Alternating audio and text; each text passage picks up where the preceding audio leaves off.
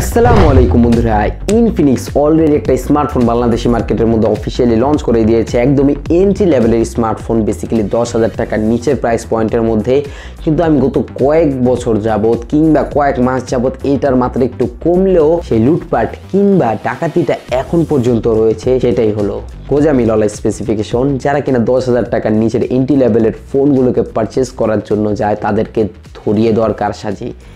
সেইখানে ইনফিনিক্স এবারও নিয়ে এসেছে তাদের স্মার্ট 5 নামক স্মার্টফোনটা, যেটার প্রাইস কিনা আগে মাথায় রাখুন 8,500 থেকে শুরু হয় এবং যেটার কিনা হায়ার ভেরিয়েন্ট 10,000 টাকা পর্যন্ত যায়, প্রায় 500 টাকা কম আর কি, 9,500 টাকা।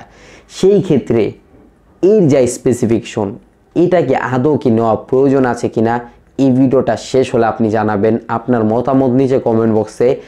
এবং আপনাদের কি মনে হয়, অ্যাট দ্য এন্ড আপনাদের কি মতামত, এই বাজেট ক্যাটাগরির মধ্যে এই যে কোনো ব্র্যান্ডই যেই ধরনের স্পেসিফিকেশন দেওয়ার কথা ওই ধরনের স্পেসিফিকেশন দিচ্ছে কিনা?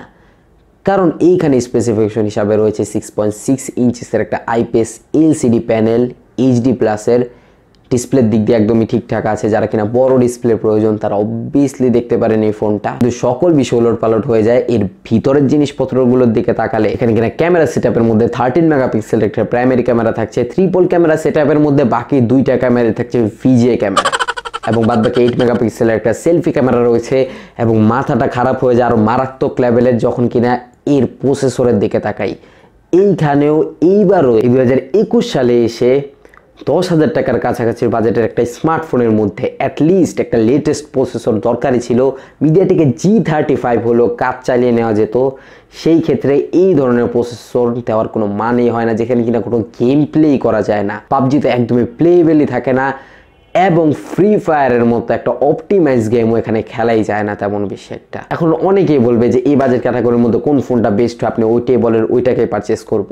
কিন্তু আমার রেকমেন্ডেশন থাকবে এই, অ্যাটলিস্ট একটা স্মার্টফোনের এক্সপিরিয়েন্স পাওয়ার জন্য আপনাদের উচিত আর কিছু একটু ওয়েট করে কিছু টাকা অ্যাড করে 10 থেকে 12,000 টাকা কিংবা 11-12,000 টাকার মধ্যে ভালো ভালো স্মার্টফোন পাওয়া যায় একটা ডিসেন্ট ভালো ক্যাটাগরির একটা প্রসেসরের সাথে, এবং একটা ভালো ক্যামেরাও থাকে যেটাকে অ্যাটলিস্ট ইউজ করা যায়। এরকম ভিজিএ ক্যামেরা ধরা দেয় না, এটা মাথায় রাখতে হবে।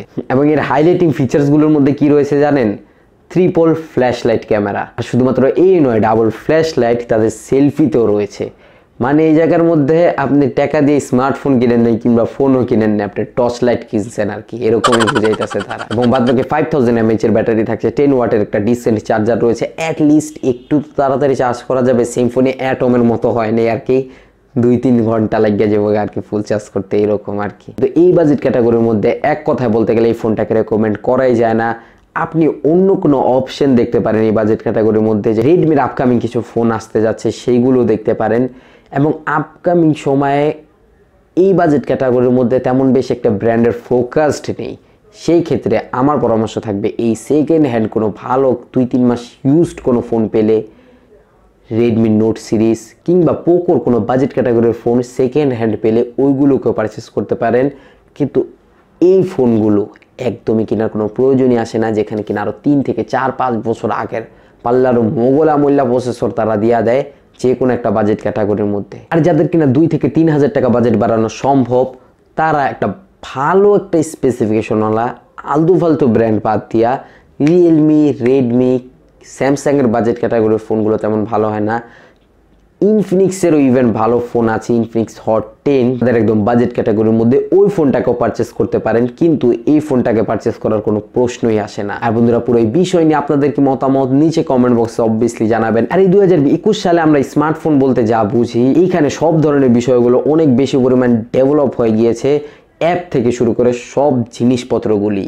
কিন্তু এই সময়ে এসেও স্মার্টফোনের নামে যদি এই ধরনের স্পেসিফিকেশন কিংবা এই ধরনের প্রসেসর থাকে ফোনের মধ্যে, সেই ক্ষেত্রে কোনো মতেই এই টাকাটা উশিল হওয়ার কোনো প্রশ্নই আসে না। মানে অনেকে বলবে যে 2-3 হাজার টাকা বাড়িয়ে আমার ফোন কিনা সম্ভব হয় না, কিংবা সম্ভাবনাও নাই যে আমি 2-3 হাজার টাকা বাড়াতে পারবো।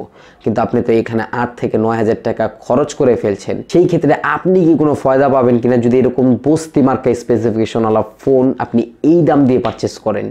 পুরো এই বিষয় নিয়ে আপনাদের কি মতামত বন্ধুরা নিচে কমেন্ট বক্সে অবভিয়াসলি জানাবেন এবং ভিডিওটি ভালো না লাগলে ডিসলাইক দিয়েও যেতে পারেন এবং ভালো লাগলে অবভিয়াসলি থামস আপ দিয়ে শেয়ার করে ছড়িয়ে দিতে পারেন আপনার সকল বন্ধু এবং পরিবারের সাথে এবং নিচে সাবস্ক্রাইব বাটনের দিকে খেয়াল করে দেখুন সবচেয়ে গুরুত্বপূর্ণ যে বিষয়টা যদি এখন পর্যন্ত লাল থাকে আপনার জন্যই লাল হয়ে আছে এক ক্লিকে কালো করে বেল আইকনে গিয়ে অল করে দিন তাহলে আমাদের ভিডিও নোটিফিকেশন সবার আগে আপনি পেয়ে যাবেন যখনই আমরা ভিডিওস আপলোড করব।